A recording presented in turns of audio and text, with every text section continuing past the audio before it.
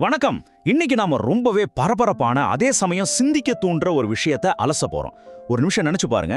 உலகத்திலிருந்து லட்சக்கணக்கான மக்கள் திடீர்னு ஒரே நேரத்துல எந்த சுவடும் இல்லாம காணாம போயிட்டா என்ன ஆகும்? இத பத்தி ஒரு குறிப்பிட்ட மத நம்பிக்கை என்ன சொல்லுது?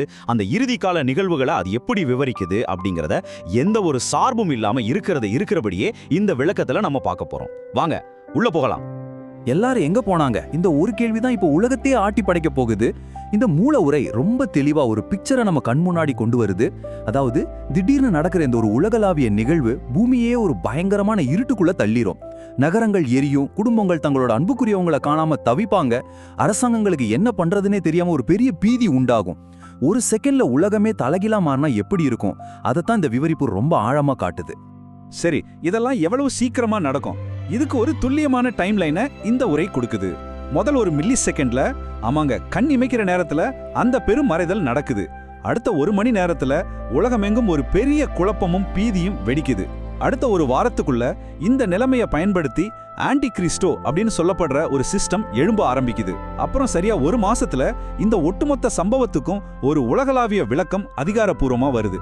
அது என்னன்னா, ஏலியன்ஸ் தான் எல்லாரையும் கடத்திட்டு போயிட்டாங்க அப்படிங்கறதா அந்த விளக்கம். இந்த பெருங்குழப்பத்துக்கு அப்புறம் உலகத்துல 2 முரண்பாடான கதைகள் பரவும்னு இது சொல்லுது. ஒரு பக்கம் உலகின் பொய், அதாவது பெரிய பெரிய ஸ்கிரீன்கள் மூலமா ஏலியன்ஸ் தான் மக்களை கடத்திட்டாங்கன்னு ஒட்டுமொத்த உலகத்தையும் நம்ப வைப்பாங்கன்னு ஆசிரியர் சொல்றாரு.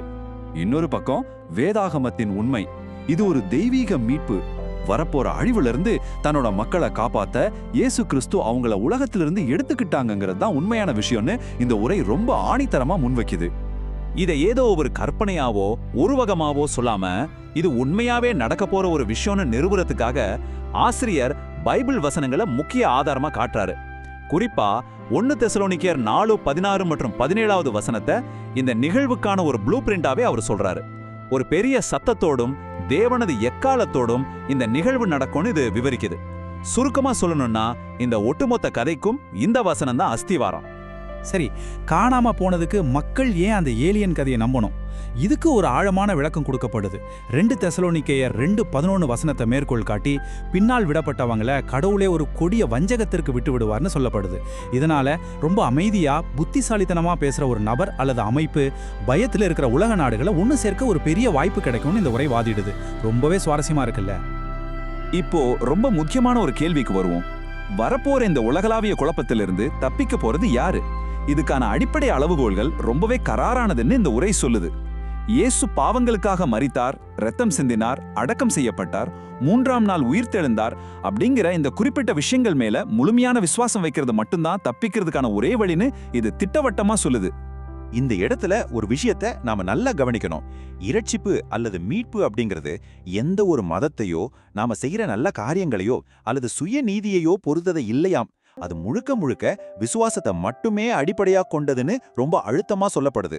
குறிப்பா சொல்லணும்னா, எந்த ஒரு யூஎஃப்ஓவோ அல்லது ஏலியனோ மனிதர்களை காப்பாத்துறதுக்காக ரத்தம் சிந்தல அப்படிங்கறத ஆசிரியர் ரொம்ப உணர்ச்சிகரமா முன்வைக்கிறாரு. இந்த விஷயங்கள்லாம் நடக்கிறதுக்கு முன்னாடியே உண்மையை கேட்டும் அதை ஏத்துக்காதவங்கள பத்தி இந்த உரை ரொம்ப கடுமையா எச்சரிக்குது.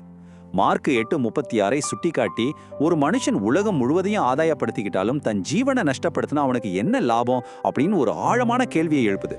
அதாவது நித்தியமான வாழ்க்கையை விட்டுட்டு சோஷியல் மீடியா, என்டர்டெயின்மெண்ட்னு தற்காலிக இன்பங்கள் பின்னாடி போனவங்க தங்களையே இழந்துட்டாங்கன்னு இது எச்சரிக்குது.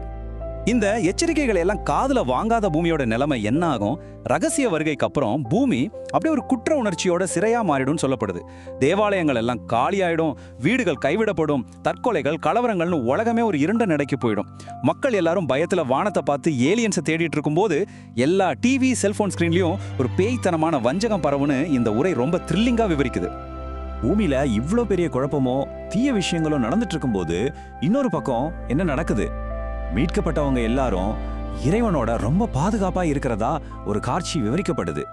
வெளிப்படுத்தின விசேஷம் 7:14 படி அவங்க சூரியனை விட பிரகாசமான வெள்ளை நிற ஆடைகளை உடுத்திருப்பாங்கன்னு சொல்லப்படுது.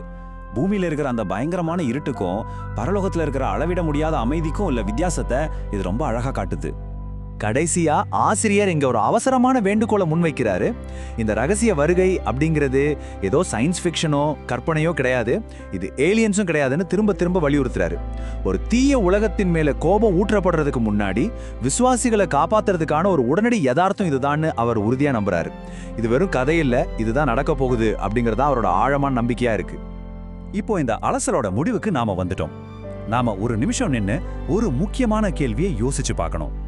ஒரு உலகளாவிய பீதி வரும்போது மனித குலம் எந்த விளக்கத்தை நம்ப தேர்ந்தெடுக்கும்?